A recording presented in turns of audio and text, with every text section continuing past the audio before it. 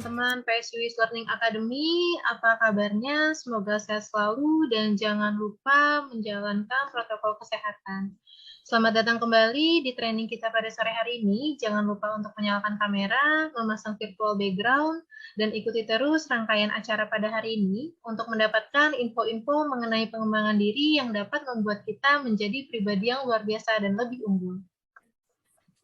Hari ini program pembelajaran kita dengan topik thinking, dan materi hari ini kita akan membahas mengenai positive thinking for success. Baiklah, sebelum kita lanjut, mungkin di sini ada teman-teman yang baru join, jadi izinkan saya menjelaskan sedikit mengenai apa itu PSUIS Learning Academy. PSUIS Learning Academy adalah inisiasi gerakan yang bertujuan untuk meningkatkan kualitas individu dalam pengembangan diri melalui berbagai kegiatan training yang berbiaya sesuai kemampuan para pesertanya. Dan yang terkumpul dari para peserta akan kita donasikan untuk membantu kegiatan belajar mengajar di sekolah alternatif jalanan atau sekolah saja. PSUIS ini terselenggara dalam rangka anniversary Talent HRM di bulan Juli dengan tema berbagi untuk sesama, menginspirasi untuk semua. Dan acara ini disupport oleh Energi dan sekolah saja. Baik, kami ucapkan terima kasih untuk teman-teman yang sudah berdonasi dan kepada teman-teman PSUIS Learning Academy yang berkenan untuk melakukan donasi dan ini yang yang kami sampaikan di chat box. Dan di chat box juga teman-teman sudah ada link untuk registrasi ulang untuk verifikasi sertifikat yang nanti teman-teman terima setelah mengisikan. Jadi jangan lupa untuk registrasi ulang ya.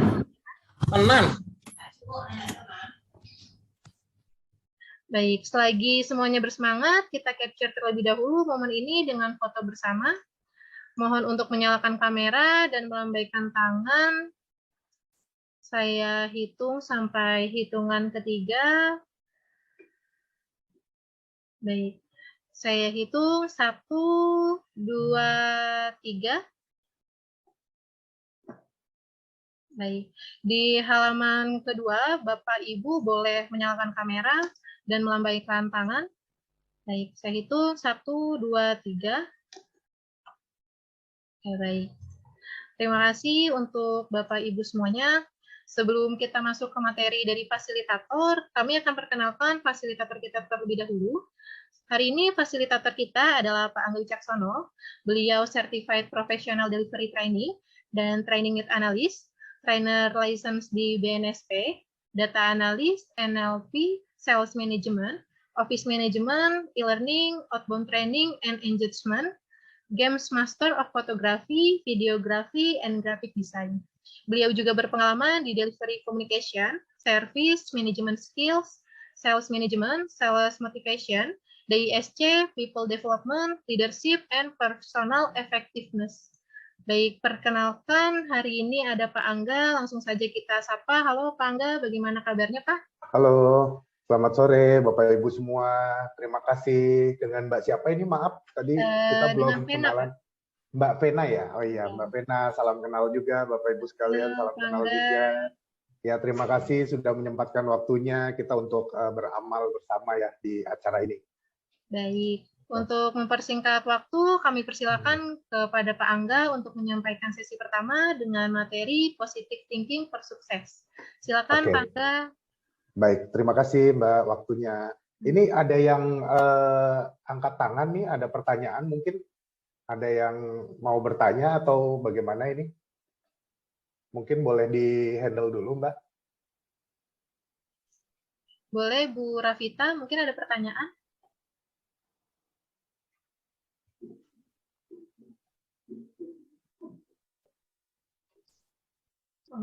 Mungkin kayaknya kepencet kali ya, Pak. Oh, kepencet ya? Iya. Oke deh. Dilanjut, Pak. Oke, kita lanjut ya kalau gitu ya. Oke, Bapak Ibu semua, selamat sore. Halo, selamat sore. Sore, Bapak. Selamat sore.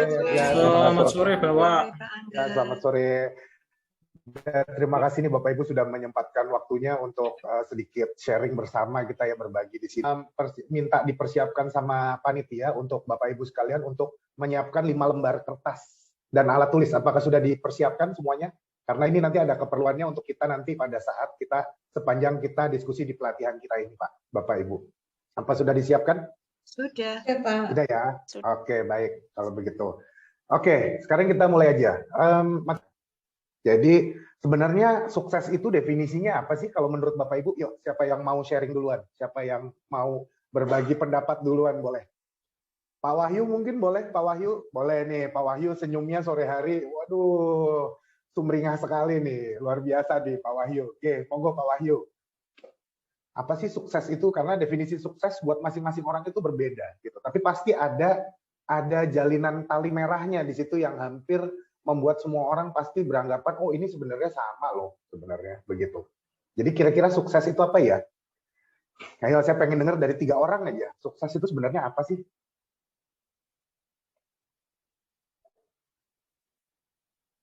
Halo, Pak Wahyu.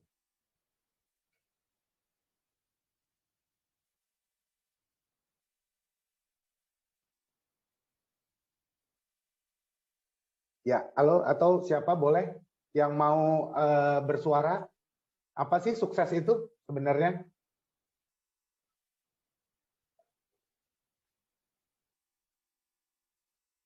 Ayo coba Bu Nurlaili deh, coba Bu Nurlaili Hidayati. Halo Bu, ini kebetulan muncul nih di layar saya nih, kebetulan nih. Apa sih sukses itu Bu? Ya, suaranya kurang jelas Bu. Nuhun sewu. Ya, halo. Ya, oke. Waduh, suaranya hilang nih Bu, sepertinya nih. Oke. Halo. Oke. Kita lanjut ya ke yang lain kalau begitu. Pak Muhammad Rois, Pak Muhammad Rois. Halo Pak. Oke, Pak Muhammad Rois. Ya, selamat sore Pak. Ya, sore Pak Muhammad Rois. Kira-kira sukses itu apa sih Pak? Tercapainya suatu harapan sesuai dengan rencana Pak. Oh, tercapainya suatu harapan dengan rencana. Itu adalah definisi sukses gitu ya. Jadi sesuai dengan apa yang kita harapkan gitu ya.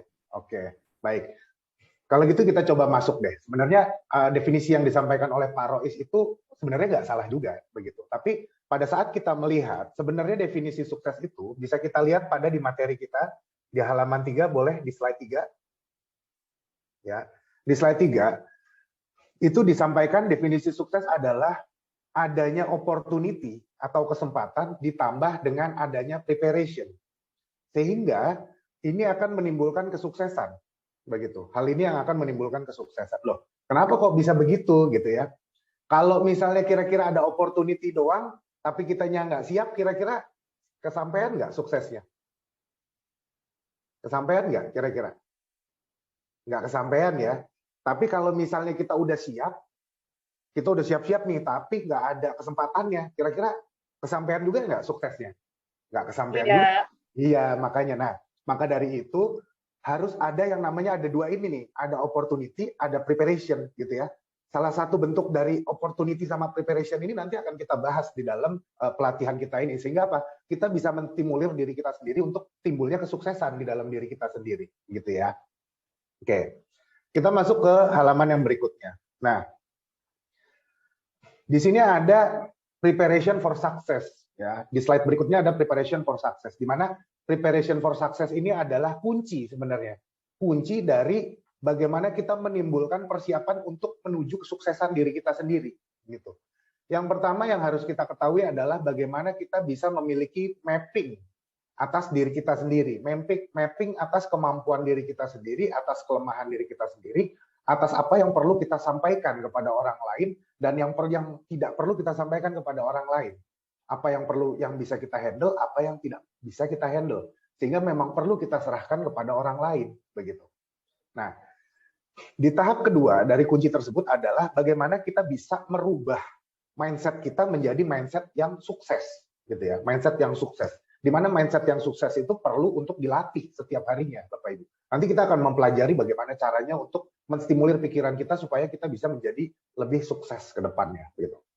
Yang ketiga dari kunci tersebut adalah bagaimana kita bisa merubah kebiasaan kita menjadi kebiasaan yang excellent gitu. Kebiasaan yang excellent itu di mana kebiasaan ini adalah kebiasaan yang menjadi kebiasaan-kebiasaan orang-orang yang luar biasa yang memang sudah terbukti ampuh menjadi seorang yang sukses gitu. Jadi orang-orang yang berhasil. Ya kan kita nggak mau ya meniru langkah-langkah orang yang memang tidak berhasil gitu artinya. Nah, kenapa tidak berhasil? Kadangkala keberhasilan itu memang perlu untuk dibuktikan begitu. Ya kan? Sehingga ya kita perlu mengikuti langkah-langkah orang-orang tersebut begitu. Sehingga nanti kita akan memiliki motivasi-motivasi, nanti kita akan memiliki role model ke depannya bagaimana untuk mencapai kesuksesan kita tersebut begitu. Nah, sebelum kita mulai untuk melangkah ke masing-masing kunci-kunci ini yang saya bahas barusan, ada yang mau ditanyakan nggak sebelumnya oleh Bapak Ibu? Ya boleh, kalau ada yang mau ditanyakan, monggo, sekarang saatnya. Ya, Pak Ali Wafa hadir, ya. Hadir, ada yang mau ditanyakan? Monggo, kalau ada yang mau ditanyakan, silahkan. Pak Ari, ya, gimana malah Bu? ngene mean. Ya Bu. Ini kok kameranya jenengan bilang pada Bu. Gimana di Suaranya masuk di ini ya, suaranya masuk. Mas, suaranya masuk, Mas. Oke, kita lanjutkan ke halaman 5 ya. Oke, kita akan Ngene Dek wis bene. Wis bene Dek ngene wis. Wis kena lancar. Ya, oke. Baik, kita setujui rules kita dulu ya. Kalau tidak ditanya atau misalnya saya tidak memberikan kesempatan untuk berbicara, mungkin bisa di off dulu ya soundnya ya, Bapak Ibu sekalian ya. Di off dulu sehingga nanti kita bisa menyimak dan berkonsentrasi dengan rekan-rekan kita lainnya juga. Oke. Yang pertama adalah kita masuk ke mapping yourself yang metode 1. Namanya SWOT method. Nah, SWOT method ini adalah di mana kita bisa mengetahui kekuatan kita dari mana, kemudian kelemahan kita apa, kesempatan kita seperti apa, kendala kita apa yang kita miliki gitu. Nah, atau penilaian terhadap dirinya Bapak Ibu sendiri yang nanti akan Bapak Ibu lakukan melalui lembar kertas yang Bapak Ibu sudah persiapkan. Tolong dibuat bagan yang sesuai ya di lembar yang sudah ada gitu ya, di lembar yang sudah ada, tuliskan masing-masing kekuatannya Bapak Ibu 5, kemudian kelemahannya 5, kesempatannya 5 dan kendalanya 5. Nanti kita akan mulai telusur satu persatu. Oke, silakan saya beri kesempatan 5 menit untuk Bapak Ibu untuk menulis hal-hal tersebut, nanti kita akan bahas.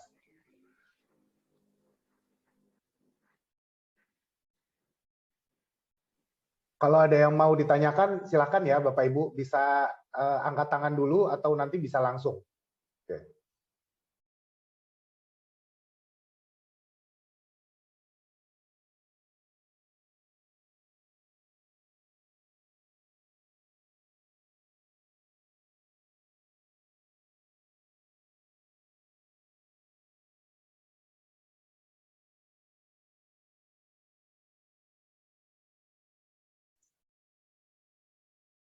Pak Angga, untuk yang mengangkat tangan ada Pak Sofini, Pak.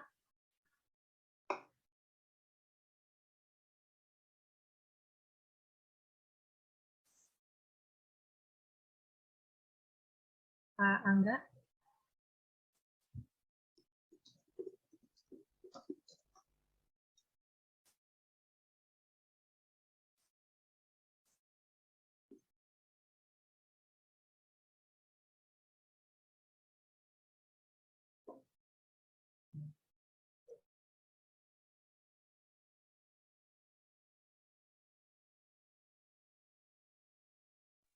Kalau sudah, boleh ya Bapak Ibu, boleh sampaikan, berbicara atau boleh tunjuk tangan dulu, silahkan. Oke, ada yang kesulitan? Kalau kekuatan mungkin gampang ya, kalau misalnya ada kekuatan kita sendiri pasti kita tahu kekuatan kita apa. Misalnya contoh nih, kekuatan kita, oh kita pandai di dalam berhitung angka, kita pandai untuk berkomunikasi, kita pandai untuk bersosialisasi, kita pandai untuk menjabarkan produk-produk yang ada di sekitar kita, atau misalnya kita pandai untuk bisa memahami orang lain. Nah, itu tuh adalah kekuatan-kekuatan yang ada misalnya di dirinya Bapak Ibu. Tapi kalau misalnya kelemahan, misalnya contoh, kelemahan kita adalah misalnya, oh saya sedikit pemarah misalnya. Saya sedikit pemalas orangnya. Saya orangnya terlalu penakut untuk melangkah. Saya orangnya terlalu bergantung dengan orang lain. Saya orangnya terlalu pemilih terhadap rekan-rekan kerja gitu. Nah, itu adalah kelemahan-kelemahan kita. Itu bisa dijabarkan satu persatu.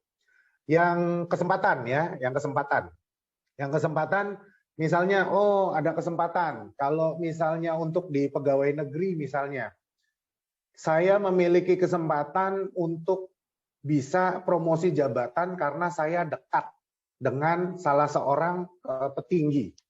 Nah, atau saya memiliki kesempatan karena saya memiliki keahlian tertentu, keahlian khusus. Saya memiliki kesempatan karena saya memiliki rekan yang baik untuk mendukung saya, begitu. Nah, itu adalah kesempatan-kesempatan yang kira-kira ada. Tapi kalau misalnya di swasta, misalnya kesempatannya adalah saya memiliki kesempatan untuk bisa sharing dengan orang lain, gitu ya. Saya ada kesempatan untuk bisa berjualan lebih leluasa. Saya ada kesempatan untuk berkomunikasi lebih terbuka dengan orang lain. Itu semua adalah, ya, gimana Pak Bejan? Monggo. Ya, Pak Bejan. Silakan, Pak. Mau bertanya, Pak Bejan? Oke, siap. Ya, silakan. Ya, terus kemudian kendalanya, misalnya ya, kendalanya pada saat kita bekerja atau misalnya kita kuliah, kalau misalnya seandainya kita adalah mahasiswa gitu ya. Kalau misalnya kita bekerja, kendalanya adalah, oh komunikasinya terhadap rekan kerja sulit. Oh misalnya ternyata atasan kita adalah pemilih. Oh atasan kita emosional orangnya, begitu ya. Tapi ingat, kita lebih kepada diri kita sendiri dulu ya, Bapak Ibu ya. Kendalanya itu nanti ada di dalam diri kita sendiri dulu. Kalau misalnya kendala yang tadi dijabarkan seperti atasan kita sulit untuk berkomunikasi dan sebagainya, itu jangan dulu begitu. Tapi lebih ke diri kita sendiri. Misalnya kendalanya adalah, oh saya sangat pemalu. Nah, itu berarti masukkan ke kendala nanti. Gitu, Bapak Ibu. Oke, apa sudah semua? Budia, sudah? Belum, pelan-pelan Budia. Nggak apa-apa. Oke, nggak apa-apa. Bu Nur Laili, apa sudah? Sudah, Bu? Kalau sudah, boleh aja. Oke, nanti. Oke, semua ya. Jika sudah, saya minta Bapak Ibu untuk memberikan lingkaran ya, kepada lingkaran, kemudian diurutkan 3 besar. 3 besar kekuatannya Bapak Ibu, kelemahannya Bapak Ibu, kesempatannya Bapak Ibu, kendalanya Bapak Ibu. 3 besar, silakan dilingkari dari hasil jawabannya Bapak Ibu masing-masing. Ya.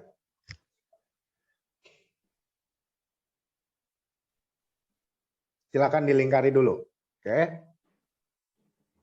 Nanti akan ada yang saya tanya, kira-kira kekuatannya apa, kelemahannya apa, kesempatannya apa, kendalanya apa. Nanti kita akan coba bahas dan kita akan coba diskusikan.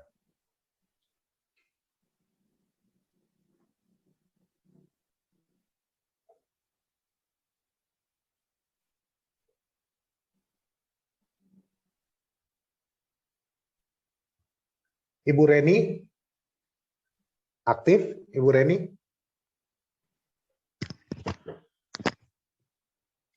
Ibu Siti Marliana aktif?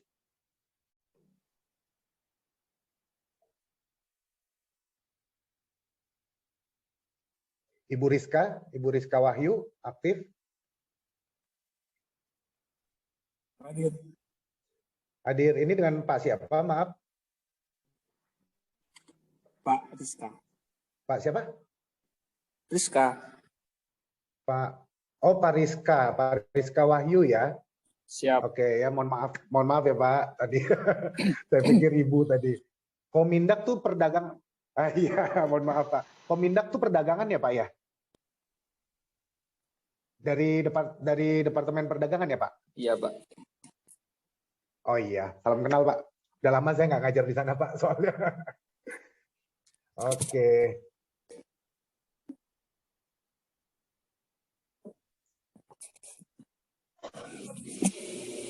Oke, sudah semua Bapak Ibu? Oke, sekarang saya mau nanya ke Pak Ibu Nanda, ada Ibu Nanda? Ibu Ibu Nanda aktif? Ibu Nanda? Ibu Nanda aktif?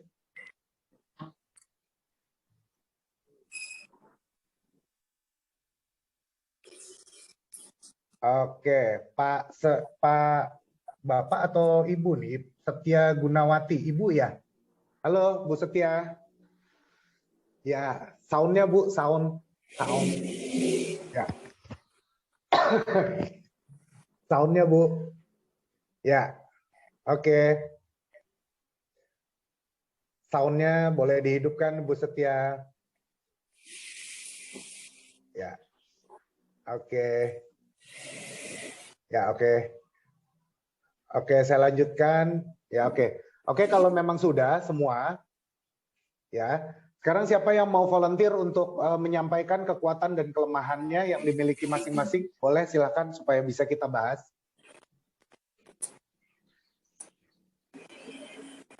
Ya, siapa? Pak Rois mungkin, Pak Rois? Pak Rois? Ya, Pak. Ya, boleh Pak Rois. Kekuatannya Bapak apa Pak? 3 yang terbesar Pak, dari urutan yang paling pertama dulu. Saya mungkin agak ini Pak, mudah bersosialisasi. Alhamdulillah, Kemudian mudah bersosialisasi. Kemudian komunikasi. Oh, komunikasinya Sama bagus. Alhamdulillah. Yang semangat kerja. alhamdulillah. Berarti itu kekuatannya Bapak ya, berarti ya. Berarti yang memotivasi Bapak apa tuh? Karena motivasinya orang ada 3 nih Pak. Motivasi itu, ini buat Bapak Ibu semua ya, Bapak Ibu supaya dengar ya.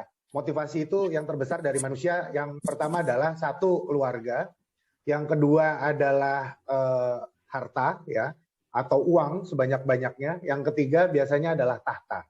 Biasanya tahta atau jabatan. Nah, kira-kira yang paling kuat buat Bapak antara 3 ini, keluarga, harta atau tahta, mana yang paling kuat Pak? 2 aja sebutin.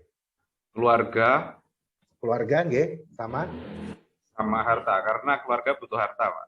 Iya, siap. Setuju sama Pak Rois. Setuju Pak Rois. Gitu ya. Jadi mungkin semua setuju ya. Cuman ini yang perlu nanti Bapak Ibu setelah memilih dari 3 hal ini. Entah harta, entah itu keluarga, entah itu tahta atau jabatan. Itu yang nanti Bapak Ibu persiapkan untuk stimulir di dalam pikirannya Bapak Ibu buat nanti selanjutnya ya. Buat langkah selanjutnya ya. Jadi Bapak Ibu pilih dulu dari 3 hal itu. Oke.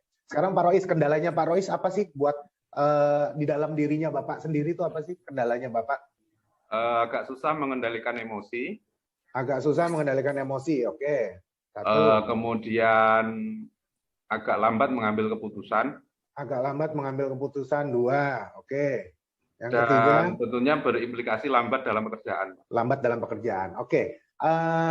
Nanti kalau misalnya Bapak nggak keberatan, saya akan share nomor telepon ya ke Bapak Ibu sekalian untuk bagaimana kita bisa diskusi lebih lanjut cara pemecahannya itu ya, cara pemecahan kendala-kendalanya Bapak. Karena di sini kan kita belajarnya adalah bagaimana menuju sukses dulu ya. Tapi kendalanya yang seperti itu nanti perlu diselesaikan secara personal nanti Pak, konseling nanti.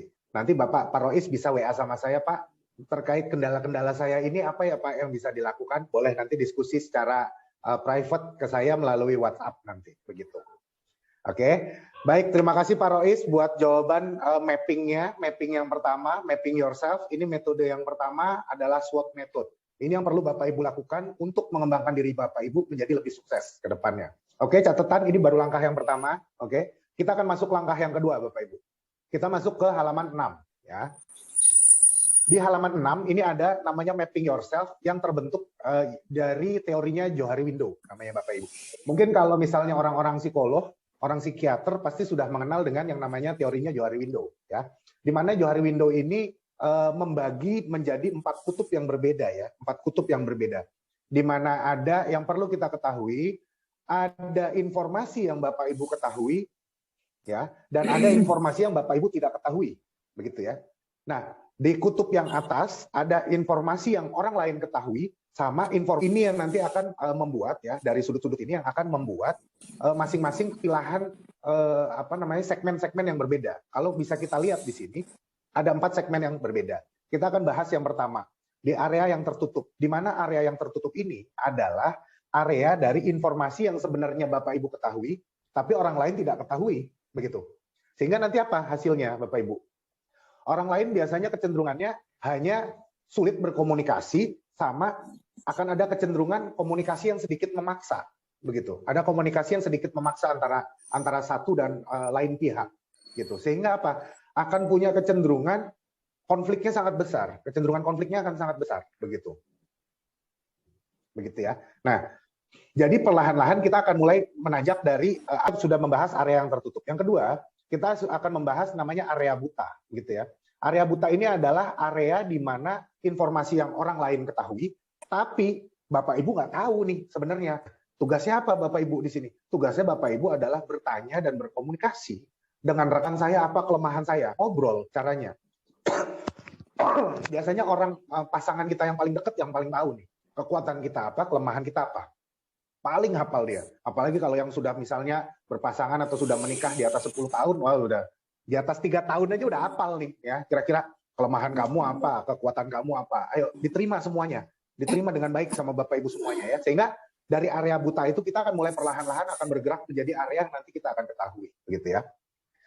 Biasanya di area buta ini, biasanya ini kecenderungannya orang akan menolak terhadap masukan orang lain biasanya. Karena mereka nggak percaya orang lain. Kalau misalnya komunikasi saya ada ke Bapak Ibu. Menurut Bapak Ibu, sepanjang kita mulai berkomunikasi dari awal sampai sekarang, apakah komunikasi saya ada yang salah? Dengan baik ya. Loh, tapi kok masih ada yang menyampaikan kalau misalnya komunikasi saya ada yang miss.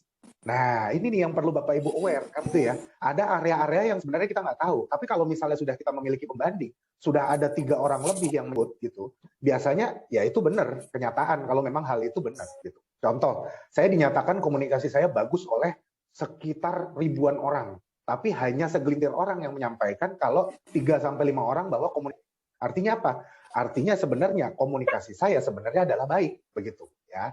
Nah, sehingga kita menghindari yang namanya kesulitan-kesulitan dalam komunikasi. Halo,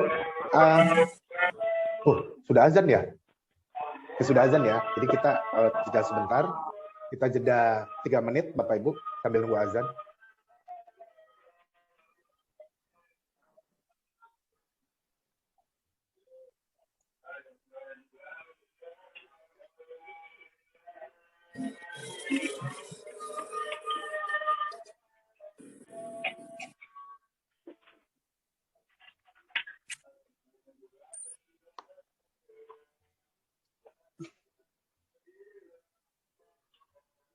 Oke, boleh kita lanjutkan ya. Tadi sudah jeda azan, berarti kita lanjutkan pada area kita yang ketiga, yaitu area gelap. Di mana area gelap ini adalah informasi yang tidak Anda ketahui, tapi orang lain juga tidak ketahui. Jadi sama-sama nggak tahu nih informasinya, gitu ya. Jadi sama-sama gelap. Dia nggak tahu, kita juga nggak tahu nih informasi ini. Apa yang perlu Bapak Ibu lakukan? Yang perlu Bapak Ibu lakukan pada area gelap ini adalah membuka diri, gitu ya. Membuka diri sehingga tidak terjadi kesalahan komunikasi, begitu. Contohnya, area gelap ini kalau misalnya kita baru kenal dengan seseorang, ini biasanya adalah area gelap ya. Di mana area gelap ini sama-sama nggak tahu ya, dia nggak tahu kita nggak tahu dia, begitu. Jadi nggak masalah, begitu. Oke, yang berikutnya adalah di mana area yang terakhir, area terbuka. Di mana area ini adalah area ke depannya.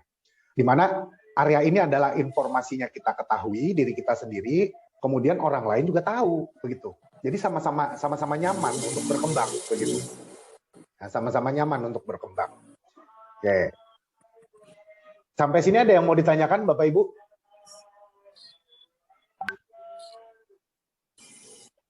Halo, ada yang mau ditanyakan, Bapak Ibu?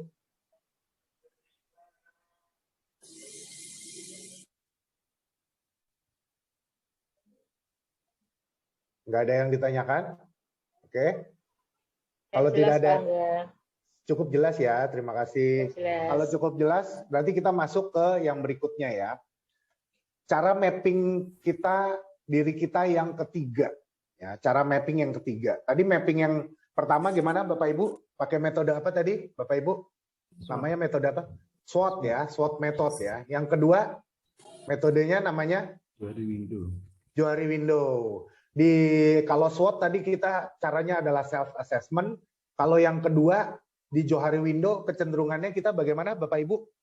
Untuk mulai membuka Membuka diri diri. kita sendiri. Yes, kita mulai membuka diri kita sendiri untuk berkomunikasi mulai dari area-area yang tadi tidak kita ketahui, ada area gelap, ada area buta, ada area tertutup. Semua pelan-pelan menuju ke area yang terbuka. Tapi terbukanya itu juga pelan-pelan bagaimana supaya diketahui orang lain yang akan menjadi keuntungan kita pribadi untuk lebih sukses lagi ke depannya. Begitu. Nah, di cara yang ketiga ini kita ada namanya self-portrait, Bapak Ibu. Ya, self-portrait. Nah, self-portrait ini adalah gabungan dari metode yang pertama plus gabungan sama metode yang kedua, Bapak Ibu. Setelah kita tahu kendala kita apa, kekuatan kita apa, kemudian kita tahu permasalahan kita sebenarnya apa, begitu ya, di dalam diri kita sendiri. Terus kita sudah mulai membuka diri berkomunikasi dengan orang lain, sekarang saatnya memblending kedua hal tersebut untuk menjadikan kita menjadi lebih baik, begitu. Menjadi lebih sukses ke depannya, gitu. Dari ketiga langkah itu. Jadi bagaimana nanti masukannya dari rekan-rekannya Bapak Ibu, rekan-rekan kerjanya Bapak Ibu yang disayangin, itu nanti akan sangat berguna nih buat Bapak Ibu semua nih, gitu ya. Nah, itu nanti akan berpengaruh sama bagaimana Bapak Ibu berkomunikasi dengan orang lain.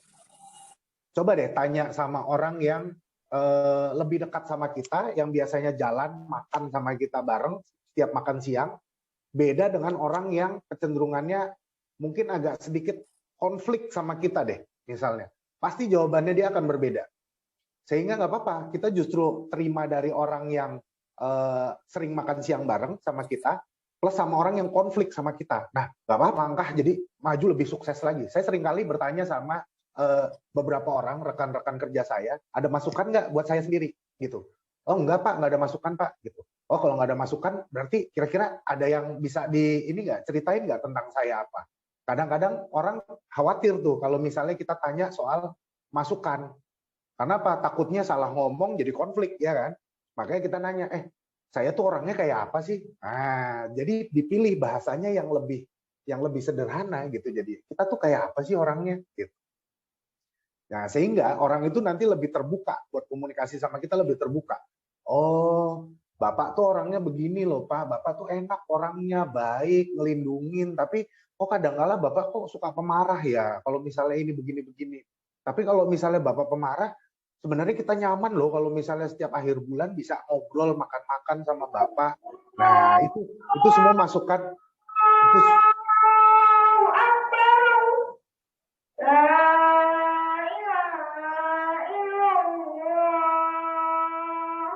Oke, azan ya.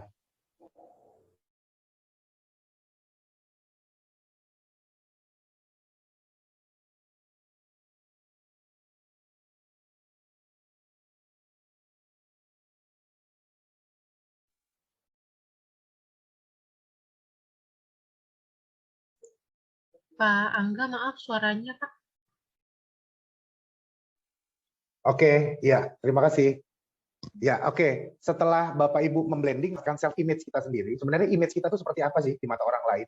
Image positif kita seperti apa? Image negatif kita seperti apa gitu ya. Nah, sekarang ada 3 hal yang perlu Bapak Ibu pertimbangkan. Yang pertama, bagaimana Bapak Ibu terkoneksi dengan orang lain. Yang kedua, apa sih ekspektasinya Bapak Ibu terhadap diri sendiri? Ekspektasinya apa terhadap diri sendiri nih? Gitu. Yang ketiga, apa sih rencana masa depan kita? Sebenarnya gitu ya.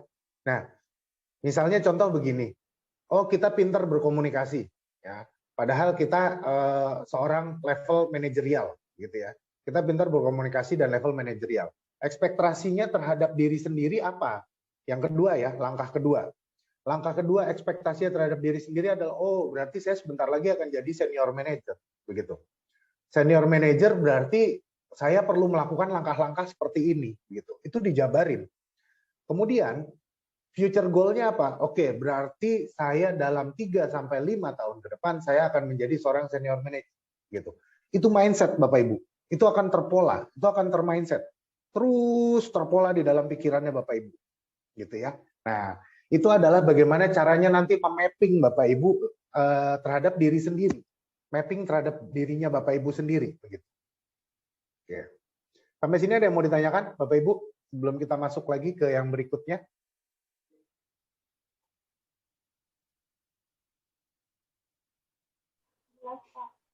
Oke, cukup jelas ya. Oke, kita masuk ke halaman yang berikutnya, yaitu masuk ke preparation for success tahap yang kedua, yaitu bagaimana merubah mindset kita, ya, merubah mindset kita menjadi mindset yang sukses, begitu ya. Oke, di sini kita bisa lihat ada yang namanya metodenya namanya positive habit loop. Kalau Bapak Ibu pernah tahu mengenai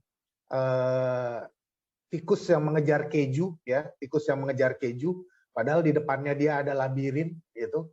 Nah, ini ada hal-hal yang berbeda-beda, gitu ya. Nah, labirin itu adalah kendala kita, Bapak Ibu. Labirin itu adalah kendala kita. Keju adalah award yang akan kita ambil. Nah, tikusnya siapa? Tikusnya kita, Bapak Ibu. Tikusnya kita. Jadi kita perlu lebih aktif, lebih melakukan aktivitas kita lagi, lebih memilah-milah lagi supaya apa? Supaya kita bisa mendapatkan reward kita itu dan mengatasi kendala kita, gitu ya. Nah, contoh bagaimana kita bisa menciptakan positive habit loop. Bagaimana kita bisa menciptakan yang namanya kegiatan atau rangkaian kegiatan kita menjadi rangkaian kegiatan yang positif setiap harinya, begitu. Di sini kita ada contoh yang berbeda di dalam satu rangkaian.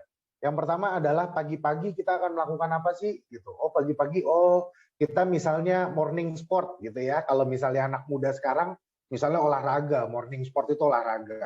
Tapi kalau misalnya buat orang-orang yang religius, misalnya bisa ada ibadah, misalnya sholat subuh. Atau misalnya buat yang umat Kristiani, misalnya, saya biasa sebelum pagi-pagi, biasanya saya ibadah singkat dulu, misalnya, gitu ya. Itu ada hal-hal yang berbeda-beda. Kemudian yang kedua, early schedule. Early schedule itu apa sih, Bapak Ibu? Early schedule itu datang lebih awal. Datang lebih awal, gitu ya.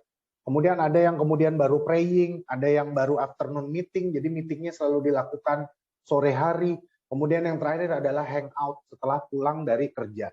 Ini adalah lingkup kerja yang, ini adalah lingkup kegiatan atau aktivitas yang menurut orang-orang adalah kegiatan satu hal yang positif.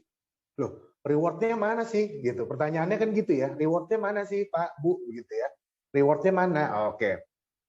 Pertanyaannya gini. Sekarang yuk kita bahas bareng. Kalau misalnya kita rajin olahraga pagi, misalnya ya, rajin olahraga pagi. Kira-kira rewardnya buat diri kita sendiri apa sih? Ayo. Kalau kita rajin olahraga pagi. Sehat. Yes, betul. Sehat. Jadi itu kesehatan buat kita jangka panjang nggak? Jangka panjang. Yes, betul. Sehat itu buat jangka panjang. Nah, yang kedua, yang early schedule, gitu ya. Misalnya early schedule, kita datang lebih awal. Rewardnya buat diri kita sendiri apa sih sebenarnya? Kalau kita misalnya datang kerja lebih awal, bisa lebih cepat menyelesaikan pekerjaan. Satu, lebih cepat menyelesaikan pekerjaan. Yang kedua apa, Bapak Ibu? Disiplin. Terpotongnya PP, Kak. Disiplin. Ya, terus apa lagi? Tidak tergesa-gesa. Yes. Yang paling penting Bapak Ibu, yang paling penting. Pada saat kita datang lebih awal, pagi. Pernah dengar ada istilah kalau misalnya datang pagi rezekinya nggak dipatok ayam? Pernah dengar istilah itu? Iya itu. Pernah ya, dengar ya istilah itu ya, Bapak Ibu ya. Iya. Nah, sebenarnya istilah itu adalah istilah yang nyata di dalam kondisi sehari-hari. Setelah saya berkeliling ya, ini baik di pemerintahan, saya mengajar di pemerintahan maupun saya mengajar di swasta, begitu ya. Sebenarnya orang datang pagi itu apa sih? Sebenarnya orang datang pagi itu adalah kesempatannya Bapak Ibu, opportunity-nya yang diambil. Opportunity-nya untuk apa? Opportunity tadi untuk bekerja lebih awal, yes benar. Yang kedua, untuk dilihat dan potensinya Bapak Ibu terlihat. Karena apa? Oh, orang ini selalu datang pagi loh. Laporannya itu pasti akan dilaporkan ke atasannya Bapak Ibu. Saya pernah jadi atasan, saya seorang senior manager. Sehingga pada saat saya misalnya disampaikan, saya mau dong lihat absensi tim saya, datangnya kayak apa sih? Begitu udah dilihat absensi, oh yang ini selalu datang pagi nih. Tapi datang pagi benar-benar kerja nggak? Atau jangan-jangan datang pagi ngopi dulu, ya kan? Nah ini beda-beda nih. Nah ini nanti yang nanti akan menentukan nih langkahnya Bapak Ibu mau kemana. Apakah Bapak Ibu datang pagi mau mendapatkan self award-nya Bapak Ibu, langsung mulai bekerja, begitu, kemudian dilihat oleh atasannya Bapak Ibu, atau datang pagi mau ngopi dulu, gitu ya, Nah, ini beda-beda gitu. Ini Bapak Ibu yang nanti akan mengelola sendiri gitu ya. Nah, positive habit load ini tolong Bapak Ibu nanti tuliskan dulu nih. Ya, tuliskan dulu. Karena apa? Kebiasaannya seseorang akan berbeda-beda. Kebiasaannya seseorang akan berbeda-beda. Sekarang Bapak Ibu tolong tuliskan dulu kegiatannya Bapak Ibu jam 5 pagi sampai jam 6 pagi ya di kertas ya Bapak Ibu. Kegiatannya Bapak Ibu jam 5 pagi sampai jam 6 pagi. Kalau masih tidur ngaku aja masih tidur, nggak apa-apa Bapak Ibu. Gitu ya. Berarti ini nanti adalah area yang perlu perbaikan gitu ya. Jadi nggak apa-apa kan nggak akan kita eksplor di umum juga, cuman ditulis aja dulu gitu ya. Ditulis dulu, oh jam 5 sampai jam 6 saya ngapain. Kalau masih tidur tulis masih tidur. Kemudian jam 7 sampai jam 8 apa yang dilakukan sama Bapak Ibu. Kemudian dari jam 10 sampai jam 1 siang, apa yang dilakukan sama Bapak Ibu. Gitu ya. Kemudian jam 3 sampai jam 5 sore, apa yang dilakukan sama Bapak Ibu. Gitu ya. Kemudian yang terakhir adalah dari jam 7 malam hingga jam 9 malam, apa yang dilakukan sama Bapak Ibu. Itu yang nanti akan menentukan langkah ya Bapak Ibu. Tolong dituliskan dulu. Oke ya, jam 5 sampai jam 6 pagi, ya. Kemudian jam 7 sampai jam 8 pagi, ya. Kemudian jam 10 hingga jam 1 siang, ya. Jam 3 hingga jam 5 sore, ya. Jam 3 sore hingga jam 5 sore. Kemudian jam 7 hingga jam 9 malam. Nah, itu kegiatannya Bapak Ibu apa aja tolong dituliskan. Oke ya, saya nggak akan bahas itu ya, tolong dituliskan dulu sama Bapak Ibu as a schedule karena ini berurutan sama Bapak Ibu ya, ini berurutan sama Bapak Ibu sehingga nanti Bapak Ibu perlu nanti akan merubah kebiasaan yang Bapak Ibu lakukan, kebiasaan negatif yang Bapak Ibu lakukan. Contohnya apa? Contohnya misalnya begini. Contohnya datang pagi jam 7 sampai jam 8, yes udah datang, jam 7 pagi udah datang. Tapi jam 7 pagi datang buat ngerumpi, gitu ya, buat ngerumpi. Ah, ini nih harus dirubah nih. Jam 7 pagi datang, pertama ngapain? Oh, misalnya ngelihat email atau ngecek pekerjaan atau misalnya kontrol tim atau anak buahnya Bapak Ibu. Nah, ini adalah habit yang positif ya, positif habit begitu. Sehingga nanti award-nya akan kelihatan sendiri sama Bapak Ibu ke depannya. Sampai sini ada yang mau ditanyakan Bapak Ibu? Belum saya masuk ke langkah berikutnya. Dituliskan dulu Bapak Ibu 5 menit ya. Saya kasih jeda 5 menit untuk menuliskan ya.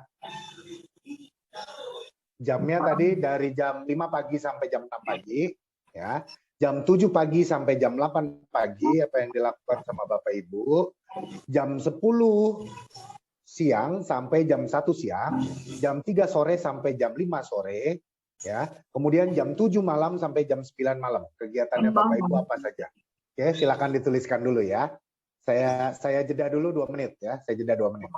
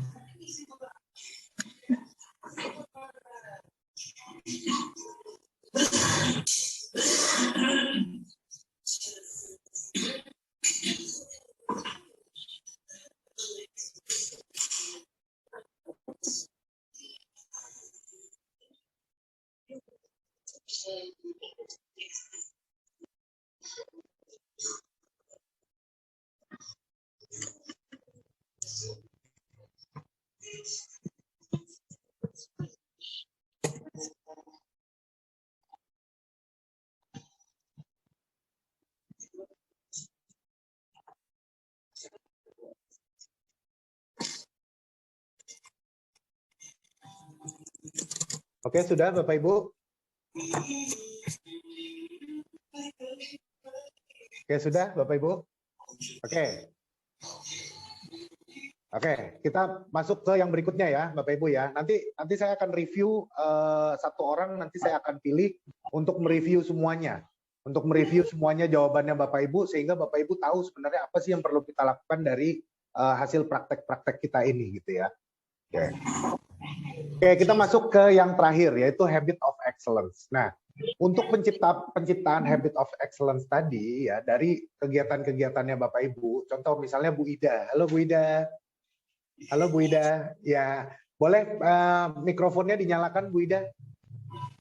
Oke, mikrofonnya boleh dinyalakan Bu Ida? Mic-nya, mic boleh dinyalakan mic-nya? Mic. Iya Bapak. Halo, ya, oke Bu. Oke Bu Ida, saya mau nanya Bu Ida, dari jam 5 sampai jam 6 pagi apa kegiatannya Bu? Ya, yang pertama biasanya saya mandi dulu Pak. Oke, Mandi dulu, setelah itu sholat, dan setelah itu alhamdulillah. mempersiapkan perlengkapan suami untuk ke kantor, dan Oke. saya sendiri juga mempersiapkan sarapan pagi. Setelah itu kita sarapan. Oke. Jam 5 sampai jam 6. Jam 5 sampai jam 6 ya Bu ya? Ya, Benar-benar ya. benar-benar Ibu yang luar biasa ya berarti ya. Sebelum bekerja tuh ya Bu ya? Sebelum bekerja Pak. Ya, oke. Jam 7 sampai jam 8, apa Jam kegiatannya 7 Ibu? sampai jam 8 itu saya biasanya persiapan ke kantor dulu jam 7. Terus setelah itu berangkat, setengah 8 itu kan kita berangkat ke kantor. Sampai Ya, kantor kita apel pagi dulu jam 8 Bapak. Apel pagi nggih. Iya, Siap, apel kalau pagi gitu. dulu jam 8 pagi. Oke. Ya. Lanjut ya Bu, kita dari jam 10 Ye. sampai jam 1. Jam 10, Jam 10 sampai itu jam biasanya 1. kita, jam 10 itu kalau di kantor kita biasanya mengerjakan tugas-tugas yang kemarin belum selesai atau mungkin tambahan tugas di hari itu kita selesaikan. Kalau Oke. cukup jamnya. Jam 12 kan kita istirahat nggih Pak, istirahat isoma, istirahat sholat makan. Betul. Nanti sampai jam 1. Setelah itu kalau jam 3 sampai jam 5 kita berarti melanjutkan pekerjaan kita yang belum selesai di kantor. Oke Bu. Karena memang dalam satu hari itu biasanya bukan hanya satu pekerjaan yang kita kerjakan, Ya, Bapak. banyak Jadi, ya Bu ya. ya, kalau di kantor biasanya seperti itu. Jadi kita belum selesai itu sudah ada tambahan lagi, ya begitulah. Jadi yang belum selesai, yang kemarin itu sudah diselesaikan. Pemerintahan ya Bu ya.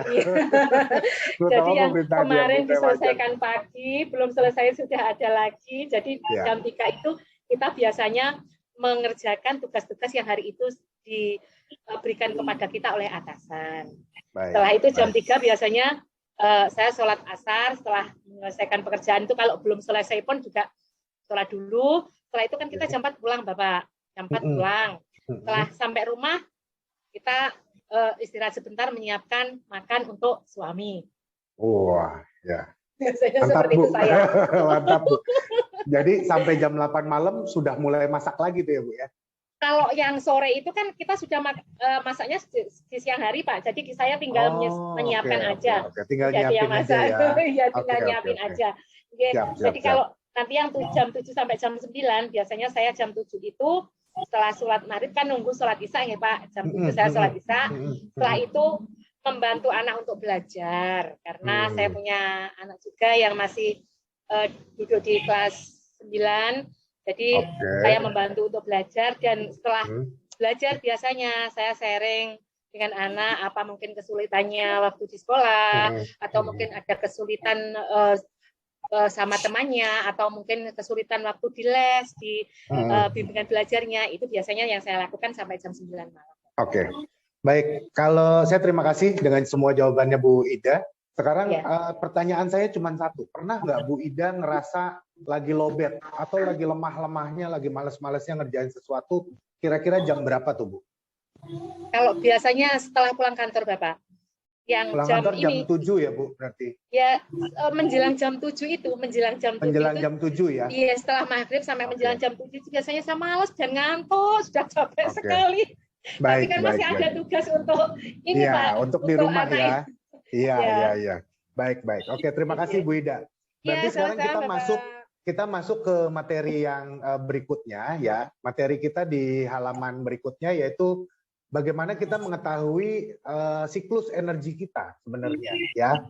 Jadi Bapak Ibu, Tadi dari jam-jam yang udah saya sampaikan sama Bapak Ibu, saya minta sekarang Bapak Ibu untuk membuat kolom yang sama dengan bagan yang sama seperti yang ada di halaman yang ada gambar burung hantunya nih, Bapak Ibu. Di sebelah kanannya kan ada kolom sketsa ya, ada kolom sketsa, ya, ada kolom sketsa. Nah, saya minta Bapak Ibu untuk menandai dulu, itu ada dari jam, di bawah ada waktu ya, dari jam 6 sampai jam 24. Saya minta Bapak Ibu untuk menandai sekarang, dikasih arsiran ya, dari garis itu dikasih arsiran, itu di jam berapa sih Bapak Ibu kira-kira merasa ngantuk? Kira-kira merasa ngantuk, merasa lelah, merasa ngantuk, merasa bad mood. Tolong ditandai di jam-jam berapa aja, dikasih garis, diarsir Bapak Ibu. Tolong dibuat bagannya sama seperti itu dan kemudian diarsir. Enggak gitu. Oke, sudah Bapak Ibu? Sudah dibuat bagannya?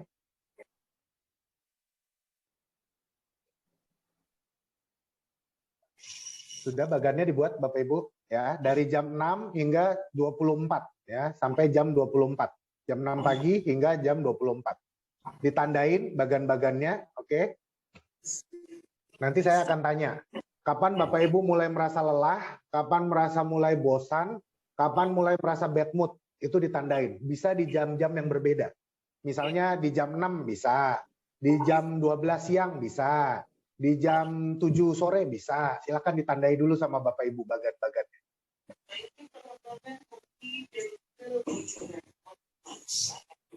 Oke.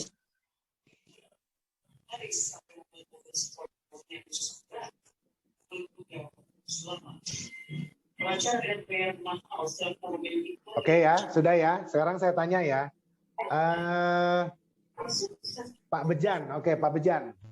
Halo Pak Bejan. Halo Pak Bejan.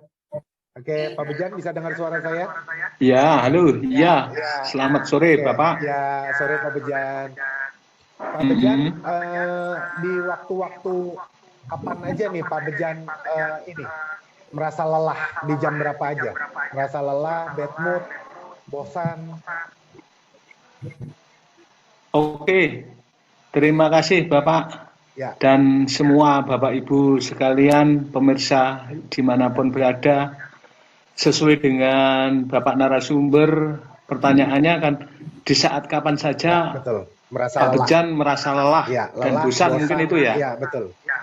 Oke, terima kasih Bapak. Kalau sesuai dengan tugas saya, merasa lelah itu rata-rata setelah jam 4. Setelah jam 4 karena sore, pekerjaan saya 2/3 harus di lapangan. Oh, pekerjaan sementara pekerjaan di lapangan itu menurut saya pekerjaan yang cocok dengan otak saya. Artinya dengan insting saya itu cocok. Baik. Sehingga rasa lelah itu tidak terasa.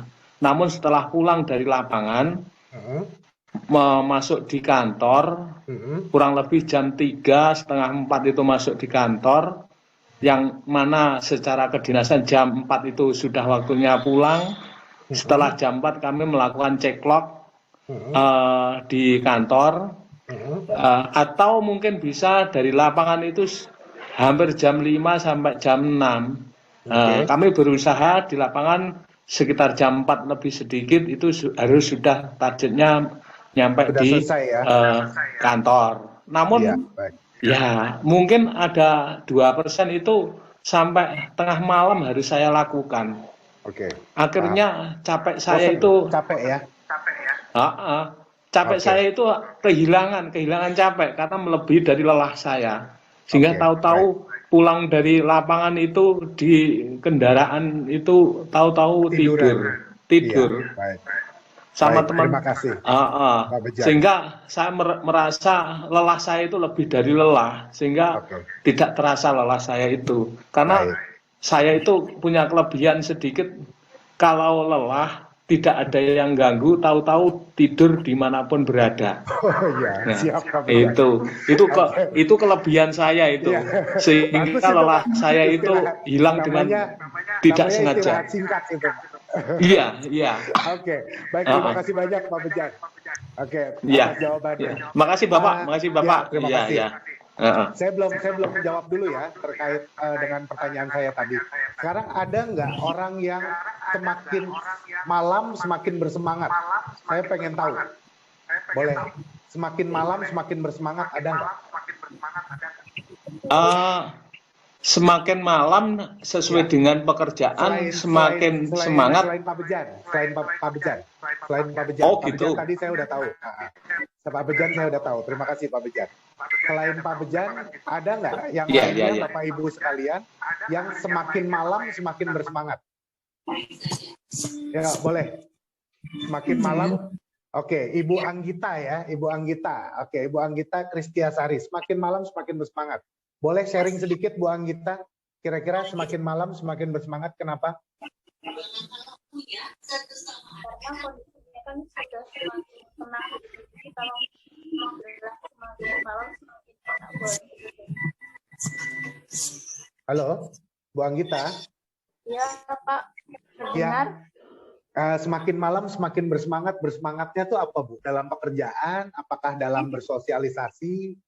Oh, dalam pekerjaan, karena kan Dalam suasananya pekerjaan. tenang. Oke, siap. Terima kasih Bu Anggita. Sekarang sudah terjawab. Nah, ini adalah perbedaan dua siklus tenaga yang berbeda ya, Bapak Ibu, dari orang-orang. Tadi antara Pak Bejan dengan Bu Anggita, itu ada perbedaan. Pak Bejan adalah tipe yang namanya tipe early bird. Tipe early bird. Di sebelah kiri kita akan bahas. Dan Ibu Anggita adalah tipe yang kita namakan dengan night owl.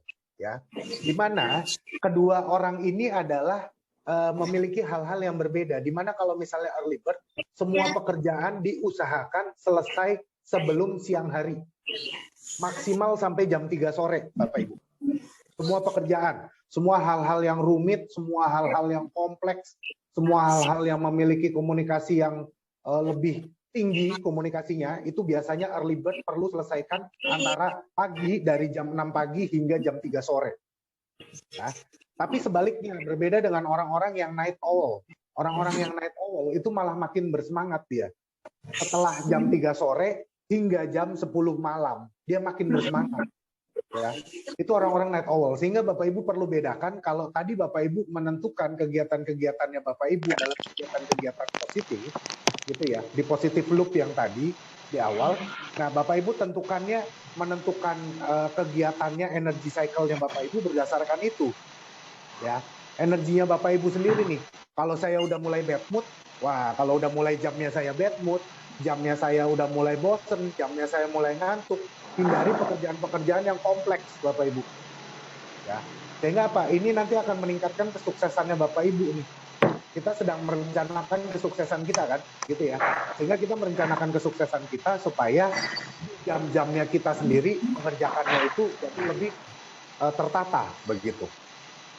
Oke, dari sini ada yang mau ditanyakan, Bapak Ibu? Jelas, Pak. Cukup jelas ya? Sudah jelas, Pak Angga. Oke, cukup jelas ya. Oke. Nah, kita masuk lagi ke langkah yang berikutnya, Bapak Ibu. Bagaimana kita melakukan programming atau perencanaan masa depan kita, Bapak Ibu. Ya, di halaman berikutnya itu kita bisa melihat, nih Bapak Ibu perlu isikan, ya, di kertasnya Bapak Ibu sendiri, programnya Bapak Ibu terkait karir, finansialnya Bapak Ibu, family sama personality, ya, family sama personality. Contoh, misalnya Bapak Ibu di dalam karirnya Bapak Ibu. Saat ini karirnya Bapak Ibu adalah seorang staff, gitu ya, misalnya ya, seorang staff. Seorang staff nanti kira-kira 3 tahun lagi Bapak Ibu mau jadi apa? Kira-kira, oh saya mau jadi supervisor, contoh. Oke, atau saya mau jadi staff senior dulu deh, gitu. Saya mau jadi staff senior dalam 3 tahun ke depan. Dalam 5 tahun ke depan saya mau jadi supervisor. Dalam 10 tahun ke depan saya mau jadi seorang manajer atau kepala bidang, gitu misalnya. Nah, ini direncanakan sama Bapak Ibu. Contohnya misalnya di bidang finansial, ya, di bidang finansial. Saat ini tabungan yang saya miliki adalah tabungan senilai hanya 20 juta rupiah. 3 tahun ke depan saya harus memiliki tabungan senilai 50 juta rupiah. 5 tahun ke depan saya perlu memiliki tabungan sebesar 200 sampai 300 juta rupiah. 10 tahun ke depan saya harus memiliki tabungan dalam bentuk apa? Dalam bentuk uang di bank dan dalam bentuk tanah gitu misalnya atau properti. Nah, itu Bapak Ibu harus uraikan semuanya sama Bapak Ibu. Family misalnya ya, family. Untuk yang belum menikah misalnya gitu ya, untuk yang belum menikah. 3 tahun ke depan saya berarti rencananya saya akan menikah. 5 tahun ke depan saya rencananya berarti sudah memiliki anak 1 atau anak 2 bahkan. 10 tahun ke depan saya berarti memiliki apa? Berarti 10 tahun ke depan saya mempersiapkan pendidikan anak-anak saya begitu. Tapi kalau misalnya yang sudah punya anak gimana? Kalau yang udah punya anak besar-besar. Misalnya anaknya sudah SMA gitu ya. Berarti rencananya apa? Oh 3 tahun ke depan berarti saya apa? Rencananya adalah menyekolahkan anak saya untuk kuliahnya, menyiapkan perkuliahannya menjadi lebih baik. Kemudian 5 tahun ke depan menyiapkan pernikahannya. 10 tahun ke depan berarti apa? Menyiapkan momong cucu berarti gitu ya. Buat Bapak Ibu yang sudah mulai mempersiapkan momong cucu gitu ya. Nah, personality juga begitu Bapak Ibu, dipersiapkan sama Bapak Ibu. Kira-kira saat ini saya komunikasi saya kurang baik. Misalnya begitu ya. 3 tahun ke depan berarti saya selain komunikasi saya sudah membaik, saya juga bisa merangkul rekan-rekan kerja saya gitu. Nah, itu dijabarkan sama Bapak Ibu. 3 tahun ke depan mau bagaimana, 5 tahun ke depan mau bagaimana, 10 tahun ke depan mau bagaimana gitu. Oke, Bapak Ibu, setelah saya jabarkan seperti apa, saya minta waktu, saya beri waktu Bapak Ibu 2 menit untuk menuliskan kira-kira program rencana masa depannya Bapak Ibu semua seperti apa gitu. Oke, saya beri kesempatan dan waktu, silahkan.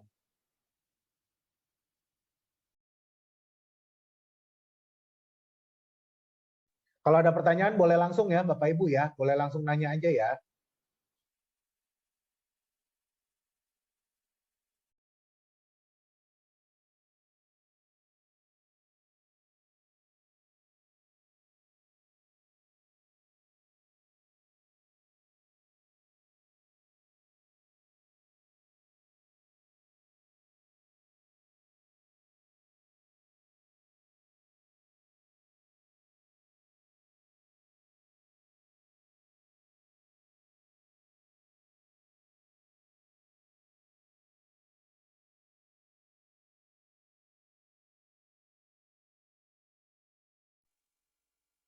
Sudah dituliskan semua Bapak Ibu?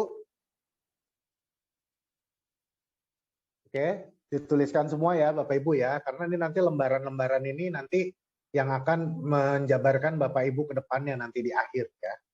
Di akhir nanti akan menjabarkan Bapak Ibu semuanya.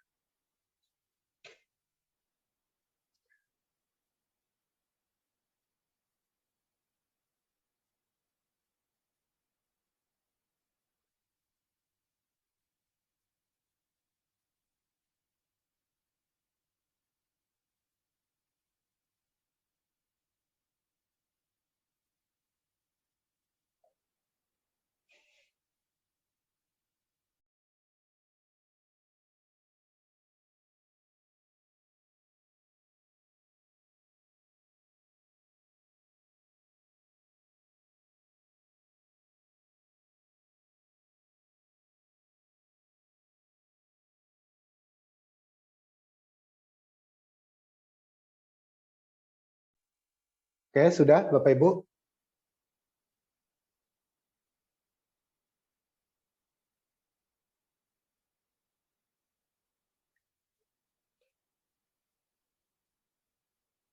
Dibuat semirip mungkin ya karir programnya Bapak Ibu ya, karir program 3 tahun ke depan, 5 tahun ke depan, 10 tahun ke depan.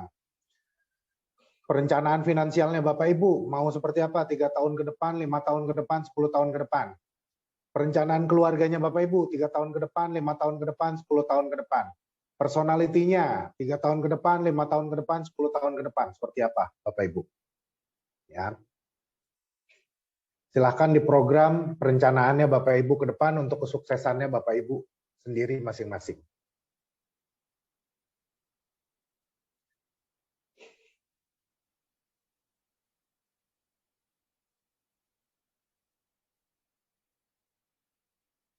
Oke, sudah? Panjang ya? Ya gini agak panjang ya? Ya, nggak apa-apa. Agak panjang. Buat diri Bapak Ibu sendiri, nggak apa-apa. Kita ambil kesempatan sebentar. Yang penting nanti kita bisa sama-sama maju sukses. Kita memprogram kesuksesan kita sendiri ke depannya.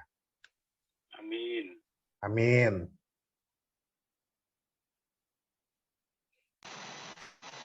Pak Bejan, sudah Pak Bejan? Sudah Bapak. Oh sudah, oke siap Pak Bejan kalau begitu. Kira-kira karir 3 tahun ke depan mau apa Pak Bejan? Oh, terima kasih. Kalau karir, karena saya kebetulan menekuni pekerjaan PNS.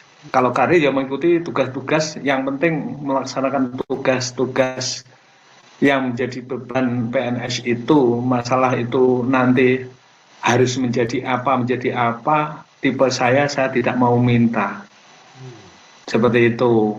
Yang penting pekerjaan yang menunjukkan yang terbaik ada gitu ya. beban saya berusaha semaksimal mungkin dari sisi karir itu saya laksanakan dengan sepenuh hati saya. Baik. Itu. Siap Pak Bejan. Yang penting kita menyiapkan dan kita menunjukkan yang terbaik dari diri kita sendiri supaya apa? Supaya pihak nanti atas, pihak manajemen atau misalnya kepala bidang atau kepala yang di atas kita lebih mengenal kita lebih jauh. Gitu. Oke. Kalau finansial Pak? Iya Bapak. Iya seperti yang itu. Pak Bejan siapkan apa finansial Pak?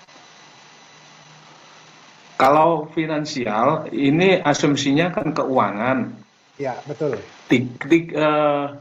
Kebetulan saya mendapat rezeki dari Yang Kuasa itu kan menjadi PNS. Ya kan, kebetulan seperti itu rezeki dari Yang Kuasa PNS.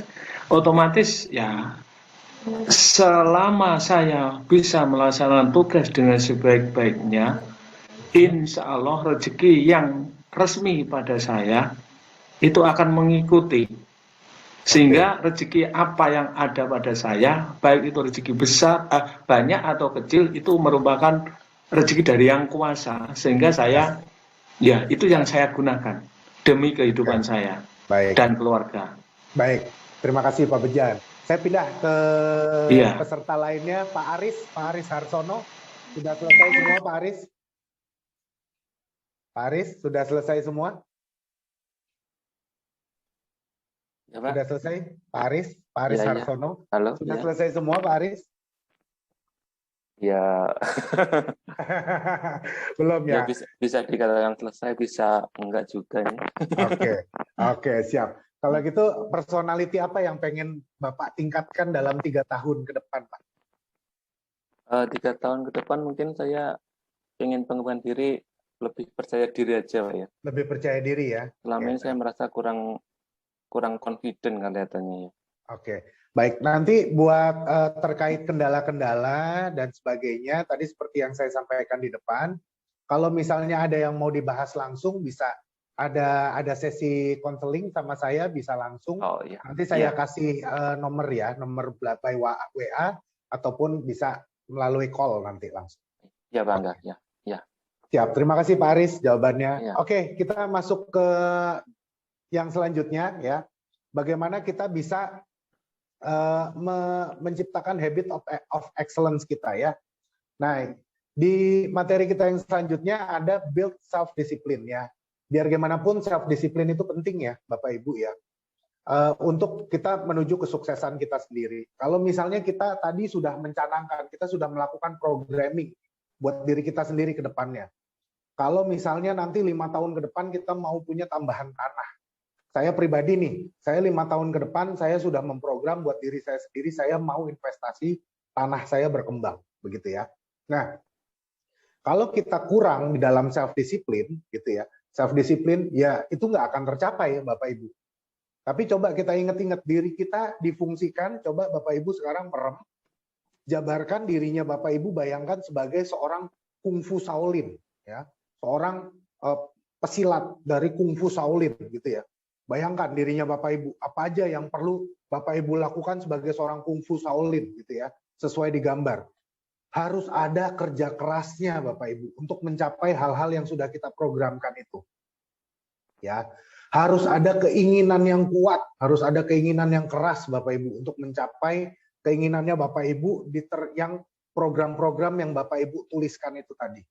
Yang ketiga, harus ada keinginan yang persistence. Persistence itu apa sih Bapak Ibu? Keinginan yang terus-menerus, yang jalan terus. Kayak di Kungfu Shaolin tuh Bapak Ibu pernah tahu ada Kungfu tinju besi, tahu nggak? Bapak Ibu tahu tinju besi nggak? Pernah dengar nggak tinju besi? Pernah dengar ya tinju besi ya? Nah, tinju besi itu hanya bisa tercapai kalau Bapak Ibu berlatih secara persistence, berkesinambungan, berlanjut terus-menerus. Latihannya kayak apa Bapak Ibu kalau di Kungfu Shaolin? Pukulin karung besi itu terus gitu. Terus latihan sampai di sininya semua kapalan. Jadi apa? Kalau pada saat mukul udah nggak berasa lagi, gitu ya. Nah, di dalam pekerjaan kita, di dalam kehidupan kita juga seperti itu Bapak Ibu. Untuk mencapai keinginan kita, ya, apa yang tadi sudah kita programkan harus persisten Bapak Ibu, harus berkesinambungan, harus terus gitu, harus berkemauan keras begitu. Nah, setelah kita berkemauan keras, kita sudah hard work, bekerja keras, kita punya keinginan keras, kita sudah persisten terhadap apa yang kita kerjakan gitu ya. Terakhir, kita harus bisa menerima diri kita sendiri. Nah, penerimaan ini terhadap diri sendiri seperti apa yang tadi Pak Bejan jabarkan tadi. Gitu ya. Pak Bejan tadi sudah menjabarkan, saya sebagai seorang pegawai negeri, saya menerima rezeki seperti ini.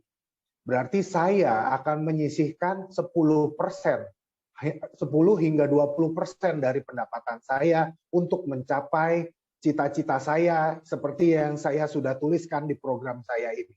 Nah, itu persisten Bapak Ibu. Self-disiplin ini yang kita butuhkan supaya apa? Supaya kita memiliki kesuksesan. Karena tadi, seperti yang saya sampaikan, kesuksesan akan berbeda-beda. Ada yang kesuksesan terhadap keluarga, ada yang tercapai kesuksesan terhadap harta yang tercapai, ada kesuksesan terhadap tahta atau jabatan, Bapak Ibu. Gitu ya. Jadi, kita harus membayangkan diri kita seperti seorang kungfu Shaolin, begitu ya. Nah, begini. Sampai sini ada yang mau ditanyakan, Bapak Ibu? Terima kasih Pak. Kami sedikit bertanya. Ya, gimana Pak? Sebagaimana yang saya alami, kami mencoba melaksanakan pekerjaan dengan penuh kedisiplinan. Ternyata risikonya besar sekali Pak. Ya, besar sekali. Risikonya besar sekali terhadap diri saya, termasuk terhadap lingkungan pekerjaan. Ya, kalau kami melaksanakan tugas secara penuh disiplin, sementara di lingkungan itu banyak yang kurang disiplin, itu menjadi faktor saya melaksanakan tugas. Ya, paham, faktor penghambat saya melaksanakan tugas. Kira-kira tip-tip apa Pak yang bisa kami lakukan biar saya tidak dianggap terlalu otoriter, padahal kami merasa sudah sesuai prosedur yang ada. Ini Bapak sebagai atasan atau Bapak sebagai pelayan masyarakat? Sebagai mohon maaf, bisa dianggap sebagai pelayan masyarakat, juga bisa dianggap sebagai sedikit atasan teman-teman. Oke, baik. Ini dari dua sisi yang berbeda ya, akan saya jawabnya. Kalau dari sisi atasan, Bapak dinyatakan sebagai otoriter. Ya. Bapak dinyatakan sebagai otoriter. Pada saat Bapak dinyatakan sebagai seseorang yang otoriter, dan Bapak ingin mencapai kesuksesan yang Bapak tetap, berarti Bapak harus bisa menerima masukan dari rekan-rekan kerjanya Bapak untuk mengurangi sedikit keotoriterannya Bapak. Untuk mengurangi keotoriteran itu, biasanya adalah kita akan lebih mudah berkomunikasi di luar, Pak. Berkomunikasi di luar. Berkomunikasi di luar itu gimana sih? Berkomunikasi di luar itu adalah berkomunikasi yang lebih mencapai lebih seperti teman gitu loh Pak, lebih seperti teman di luar begitu. Sehingga Bapak akan lebih berkomunikasinya pada saat makan siang, kemudian Bapak akan lebih berkomunikasi pada saat bisa jalan-jalan acara keluarga bareng, digabung sama timnya Bapak, supaya Bapak tidak dinyatakan sebagai otoriter. Dan Bapak perlu menyampaikan, ini loh saya pada saat saya waktu bekerja, mohon maaf, otoriter saya adalah untuk melindungi teman-teman semua, begitu ya, untuk melindungi teman-teman semua. Kenapa? Karena kalau tidak mengikuti peraturan yang ada, nanti kita akan terkena masalah, teman-teman. Nah, ini perlu disampaikan oleh Bapak. Artinya apa? Bapak dengan teman-teman Bapak, berarti Bapak masih ada di area tertutup. Di antara rekan-rekannya Bapak, berarti Bapak masih ada di area tertutup. Tadi kan saya sampaikan sebelumnya ya, kalau Bapak ada di area tertutup, berarti Bapak perlu mengkomunikasikan diri Bapak supaya Bapak ada di area terbuka, begitu ya, supaya ada di area terbuka. Tapi hal ini akan berbeda kalau Bapak berfungsi sebagai menggunakan topi sebagai pelayan masyarakat, gitu ya. Pelayan masyarakat itu berarti butuhnya adalah services, Pak, pelayanan, begitu ya. Pelayanan memang juga butuh komunikasi juga, tapi kita tidak perlu menyampaikan bahwa bahwa kita jamnya sudah seperti ini loh, gitu. Enggak, karena apa? Pelayan masyarakat juga manusia juga, Pak, manusiawi, ada penjadwalan, begitu. Saya dulu juga orang BUMN, Pak, begitu. Saya orang BUMN dulu, jadi sehingga saya juga mengerti, Pak, jam layanannya itu ngerti saya. Pada saat ada jam layanan jam tertentu, begitu, ya saya akan melakukan fungsi saya sesuai sebaik-baiknya, gitu. Tapi di luar dari jam tersebut, ya mohon maaf, kami juga manusia, kami juga istirahat dulu, gitu. Jadi ini pertanyaannya Pak Bejan, mudah-mudahan sudah terjawab ya Pak ya. Sehingga nanti Bapak akan memfungsikan dengan hal yang berbeda. Tapi Bapak tetap aja nih di area tertutup nih saat ini, sehingga Bapak perlu lebih terbuka lagi, berkomunikasi lagi, sehingga Bapak nanti akan mencapai area terbuka Pak Bejan, begitu. Oke, mudah-mudahan. Terima kasih. Mudah-mudahan. Gini Bapak, gimana Pak? Sudah saya lakukan dengan keterbukaan saya. Sudah saya jelaskan dengan sepenuh hati. Di depan saya mengatakan senyum, iya. Tapi ternyata di belakang banyak yang ngerasani. Iya, betul. Gara-gara Pak Bejan, ini pekerjaan menjadi ribet. Kan seperti itu, menurut pendapat orang lain. Iya, betul. Kan seperti itu. Padahal saya itu melaksanakan tugas sesuai dengan standar prosedur operasionalnya. Iya, betul. Oke, kalau memang itu sudah seperti itu. Sementara pelayanan saya sudah melebihi jam jadwalnya. Iya. Banyak bukti-bukti yang telah dialami oleh teman-teman. Saya layani di luar jam kerja itu siap. Namun di luar pandangan, di luar ketemu saya sudah bilang bahwa gara-gara ada Pak Bejan ini jadi rumit pekerjaan yang biasanya tidak apa-apa menjadi begini begitu dan sebagainya. Nah, kami ingin minta solusinya atau gambarannya biar beliau-beliau yang merasa menjadi gara-gara faktor Pak Bejan pekerjaan menjadi rumit. Padahal kami bermaksud menyelaraskan sesuai aturan yang ada. Gitu. Terima kasih. Simpel Pak Bejan dan Bapak Ibu sekalian ya. Bapak Ibu pernah dengar ada fungsi whistleblower? Pernah dengar ada fungsi whistleblower ya? Artinya fungsi di mana kita kalau seandainya memang ada ketidaksesuaian terhadap fungsi, ketidaksesuaian terhadap proses yang sedang kita lakukan, terutama buat di pegawai negeri, kita bisa atau berhak untuk melakukan yang namanya whistleblower, gitu ya. Whistleblower ini nanti akan ada delik-deliknya, nanti akan ada penyampaiannya disampaikan ke tim khusus, begitu, supaya bisa sesuai dengan prosesnya lagi, gitu ya, sesuai dengan prosesnya lagi. Nah, kalau mohon maaf, kalau timnya Bapak Ibu memang sudah sulit untuk dikendalikan seperti itu dan kemudian menggerutu terus, sebagai pimpinan Bapak Ibu sebenarnya berhak untuk melakukan dua hal. Ya, satu, memindahkan timnya Bapak Ibu tersebut karena sudah tidak sesuai dengan jalannya tim sesuai dengan kendalinya Bapak Ibu. Ya, itu yang pertama. Yang kedua, kalau memang misalnya dia memang masih sulit dikendalikan, tugasnya Bapak Ibu adalah untuk berfungsi menjadi whistleblower. Karena apa? Ingat, kita sudah pernah menegur secara halus, kan ini mengkomunikasikan ya tadi ya, dari area tertutup menjadi area terbuka. Kita komunikasikan dulu, satu, alur prosesnya bagaimana. sesuai dengan aturan pemerintahan yang ada. Yang kedua, setelah kita komunikasikan, kita minta feedback dari mereka kenapa mereka berasumsi bahwa ini menjadi hal yang sulit, begitu. Yang ketiga, kalau misalnya mereka masih tidak mau mengikuti aturan tersebut, ya mau tidak mau kita bilang, sampaikan ke mereka. Mohon maaf kalau misalnya masih tidak bisa mengikuti proses, saya pindahkan atau saya akan berfungsi sebagai whistleblower. Itu yang perlu Bapak Ibu lakukan. Saya juga berfungsi seperti itu Bapak Ibu, begitu. Saya sering kali seperti itu, sehingga kalau misalnya memang sudah sulit dikendalikan tim kita, ya mohon maaf, kita akan berfungsi sebagai whistleblower, di mana mereka pasti akan kena sanksi nantinya, begitu. Sanksinya bisa ringan, bisa berat, begitu. Kita berusaha untuk menjalankan alur proses yang sebenarnya, walaupun alur prosesnya ribet, tapi tugas kita menyederhanakan alur proses itu memang benar, tapi kan nggak bisa dirubah langsung secara sistem, benar kan? Begitu. Nggak bisa langsung semerta-merta tiba-tiba, oh Pak Bejan maunya jalurnya begini. Kan kita akan mengajukan dulu prosesnya, kita akan mereview dulu apakah prosesnya akan berjalan baik dan sesuai dengan itu apa enggak gitu. Nanti efektif apa enggak, itu kan nanti perlu direview dulu satu persatu, gitu kan. Tapi kalau sudah nggak bisa, ya mohon maaf Pak Bejan, timnya Pak Bejan berarti silahkan bisa dipindahkan nanti. Pak Bejan menyampaikan kepada bagian SDM ya, biasanya ya, kalau di pegawai negeri itu menyampaikan ke bagian SDM untuk dipindah fungsikan, dan begitu. Kalau Pak Bejan pimpinannya ya, gitu. Jadi demikian Pak Bejan jawaban saya supaya tidak terlalu panjang prosesnya. Nanti mungkin kalau seandainya masih ada yang mau ditanyakan lagi Pak Bejan terkait hal-hal tersebut, nanti saya akan menyampaikan nomor telepon saya dan WhatsApp saya untuk bisa berkomunikasi secara langsung Pak Bejan kita Pak.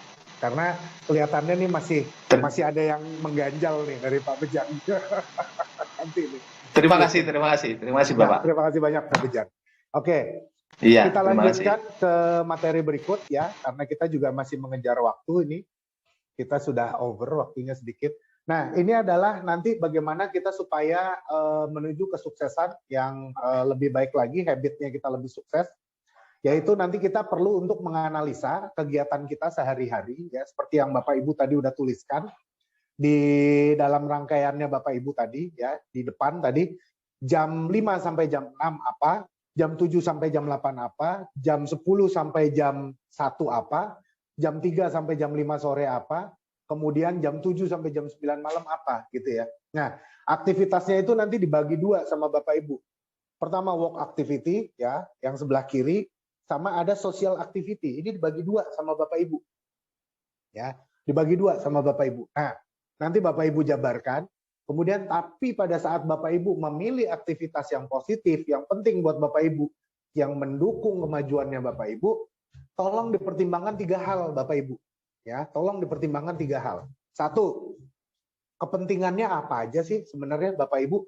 Kepentingannya apa aja nih? Itu perlu nggak dilakukan? Ya, necessity itu perlu nggak dilakukan? Yang kedua, appropriate nggak? Appropriate itu pantas nggak buat dilakukan kegiatan tersebut, gitu ya. Contoh, kalau kegiatannya misalnya dari jam 7 sampai jam 9 malam, contohnya misalnya hangout sama teman-teman, kumpul-kumpul sama teman-teman, tapi misalnya mohon maaf, minum-minum gitu misalnya, kira-kira perlu nggak sih? Pantas nggak sih kita lakukan pada saat kita sekarang ini? Gitu. Nah itu perlu dipertimbangkan sama Bapak Ibu. Sama yang ketiga, pertimbangan yang ketiga adalah pertimbangan efisiensi. Sebenarnya pada saat kita malam-malam itu nongkrong, malam-malam minum-minum sama teman-teman kita, sebenarnya efisien nggak sih waktu kita? Kalau misalnya jawabannya adalah nggak efisien, ya coret Bapak Ibu, gitu ya waktunya. Nah sekarang dari langkah kita yang sebelumnya, kita kembali ke dari jadwal energy cycle yang Bapak Ibu buat, ya energy cycle yang ada gambar burung hantu tadi yang Bapak Ibu buat, ya. Tolong diisikan kegiatannya Bapak Ibu masing-masing apa saja dari jam 6 pagi sampai jam 24 malam. Kalau misalnya udah jam tidurnya misalnya dari jam 21 sampai jam 24 tidur, berarti kolom terakhir itu 4 kolom terakhir berarti tidur semuanya. Gitu, dijabarin seperti itu. Oke, silakan Bapak Ibu dituliskan dulu gitu supaya kita tahu sebenarnya langkah-langkah kita untuk habit-habit kita ini supaya tertata gitu, Bapak Ibu, setiap harinya. Ada yang mau ditanyakan? Boleh, Bapak Ibu? Kembali ke halaman, halo Mbak Reva ya tadi ya? Mbak. Iya, kembali ke halaman yang ada gambar burung hantunya, Know Your Energy Cycle. Ya, kita akan jabarkan di sini semua. Oke, saya kasih waktu 2 menit, Bapak Ibu, ya, untuk menjabarkan kegiatannya Bapak Ibu semuanya. Kembali lagi semua, tapi pertimbangannya tadi 3 hal, Bapak Ibu, ya. Perlu nggak? Pertama, pantas nggak saya melakukan kegiatan itu? Yang pertama apa tadi, Bapak Ibu? Perlu nggak saya melakukan kegiatan itu? Yang kedua, pantas nggak saya melakukan kegiatan itu? Efisien nggak waktu saya? Karena mengingat tadi apa? Tadi Bapak Ibu udah tandain tuh, ada waktunya Bapak Ibu yang night owl, ada yang ada yang early bird gitu ya. Ada yang early bird itu yang pagi, ada yang night owl kalau malam gitu ya. Nah, jadi Bapak Ibu dijabarkan nih penjadwalannya Bapak Ibu sendiri. Begitu. Oke, saya berikan waktu 2 menit dari sekarang untuk Bapak Ibu jabarkan. Ya, kalau nanti sudah, baru nanti kita diskusi terakhir. Oke, silakan Bapak Ibu.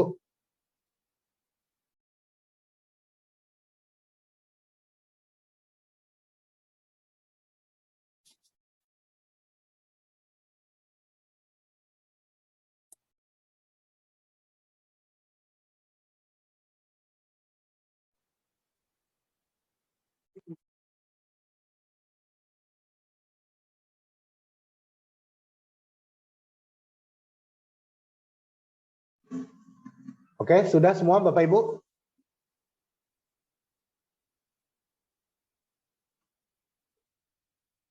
Oke, sudah semua Bapak Ibu?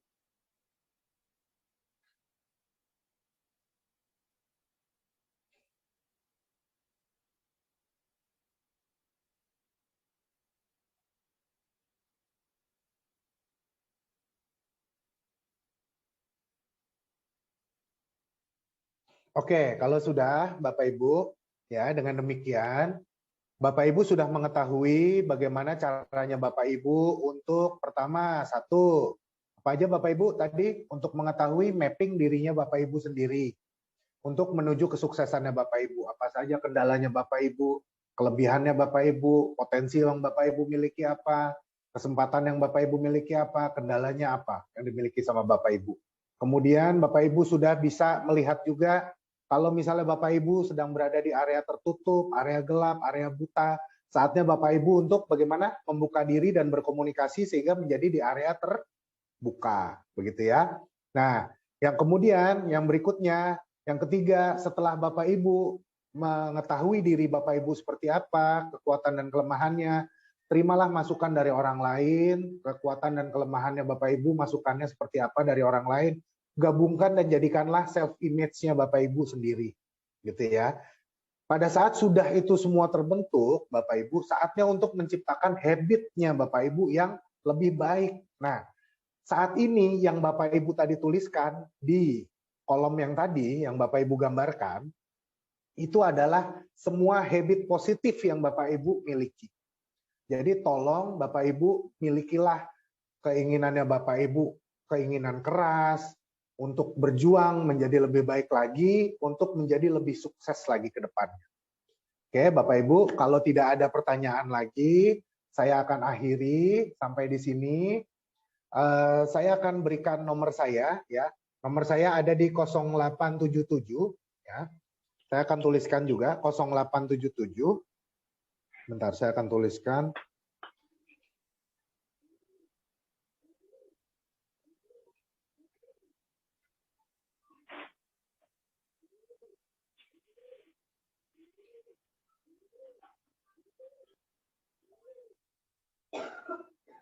Oke, ada di 0877 0556 7993 ya Bapak Ibu sekalian. Oke, jadi dengan demikian terima kasih Bapak Ibu sudah mengikuti bagaimana kita untuk memprogram kesuksesan kita ke depannya, begitu. mudah-mudahan akan bermanfaat untuk Bapak Ibu. Bapak Ibu udah mengetahui caranya lebih jauh. Tapi kalau seandainya nanti ada kendala-kendala lagi yang memang masih perlu dibahas lagi lebih jauh ke depannya, terutama yang ada di dalam dirinya Bapak Ibu sendiri, contoh misalnya kurang percaya diri dan sebagainya, nanti saya akan coba ajarkan pada saat konseling nanti lebih jauh lagi dengan saya, itu bagaimana caranya untuk self-hypnosis ya. Self-hypnosis ini nanti bagaimana menciptakan kepercayaan diri buat Bapak Ibu yang tadinya pemarah menjadi kurang pemarahnya dan sebagainya, itu nanti bisa kita program lagi lebih jauh di alam bawah sadarnya Bapak Ibu nanti ke depannya. Oke, dengan demikian saya Angga Wicaksono. Terima kasih Bapak Ibu sekalian sudah mengikuti pelatihan dari saya. Begitu, mudah-mudahan bermanfaat buat Bapak Ibu semua. Begitu, saya akan kembalikan kepada moderator Mbak Reva ya tadi ya, Mbak Reva. Baik, terima kasih banyak Bapak Ibu sekalian. Terima kasih Pak Angga. Ya, terima kasih. Bapak Ibu masih ada yang ingin ditanyakan? Cukup? Cukup, Mbak. Baik, terima kasih Pak Angga atas materi hari ini. Konklusi singkat tentang materi hari ini, boleh Ibu Faridawati untuk konklusi singkat materi hari ini, Bu? Iya, Mbak. Terima kasih atas waktu yang diberikan. Untuk materi hari ini mungkin sangat berguna bagi kami, khususnya yang mungkin bekerja di pemerintahan, karena terima kasih. Karena di pemerintahan itu kita memang sangat-sangat butuh support untuk menjadi sukses dan menjadi yang pertama mungkin menjadi percaya diri, Mbak. Karena untuk percaya diri itu juga sulit. Terus untuk kadang kalau di kantor itu berkomunikasi dengan teman, kalau yang kita rasa itu sudah bisa baik gitu ya, teman juga masih merasa belum maksimal. Itu juga sekarang dengan materi dari Pak Angga ini insya Allah nanti bisa kita kembangkan di kantor, dan mungkin sangat berguna karena kita jadi tahu apa yang harus kita lakukan sewaktu kita mungkin masih belum dimengerti oleh orang lain. Ternyata masih ada yang itu tadi ya tertutup, yang harus kita lebih terbuka. Itu ternyata banyak sekali yang harus kita mengerti, bukan hanya sekadar kita kerja, dan kita juga harus tahu bagaimana kita harus berkomunikasi dengan teman, dengan pimpinan, dengan atasan. Ternyata di sini masih banyak yang harus kita bahas lagi, dan mungkin masih lebih jelasnya nanti kalau mungkin ada yang kurang jelas nanti kita bisa menghubungi Pak Angga lewat Japri nggih. Nanti mungkin masih bisa nggih Pak Angga nggih. Monggo Japri Bu, nggak apa-apa. Saya malah justru nunggu kalau misalnya ada yang mau Japri. Wah, saya sangat senang sekali saya. Tapi saat ini hari ini sudah sangat banyak menambah ilmu bagi kami. Terima kasih Bapak Ibu sekalian. Materi yang sudah disampaikan Pak Angga ini tadi mudah-mudahan berguna bagi kami semua. Matur suwun, terima kasih Pak Angga. Sami-sami Bapak Ibu sekalian. Terima kasih. Baik, terima kasih sekali lagi untuk Ibu Faridawati untuk kesimpulannya. Dan teman-teman, untuk training di hari Kamis, kita akan membahas mengenai influencing others. Jadi teman-teman jangan sampai ketinggalan ya untuk join kembali. Dan demikianlah telah kita ikuti bersama rangkaian acara PSU Learning Academy. Kami ucapkan terima kasih atas atensi dan partisipasi teman-teman semuanya. Jangan lupa tetap menjalankan protokol kesehatan, jangan lengah, tetap menjaga jarak, hindari kerumunan dan cuci tangan, serta selalu tetap lebih kreatif dan produktif. Saya Vena beserta tim hari ini yang bertugas pamit undur diri. Selamat malam dan semangat malam semuanya, Bapak Ibu. Terima kasih Mbak Vena dan tim. Malam, Mbak Vena. Terima kasih. Selamat malam.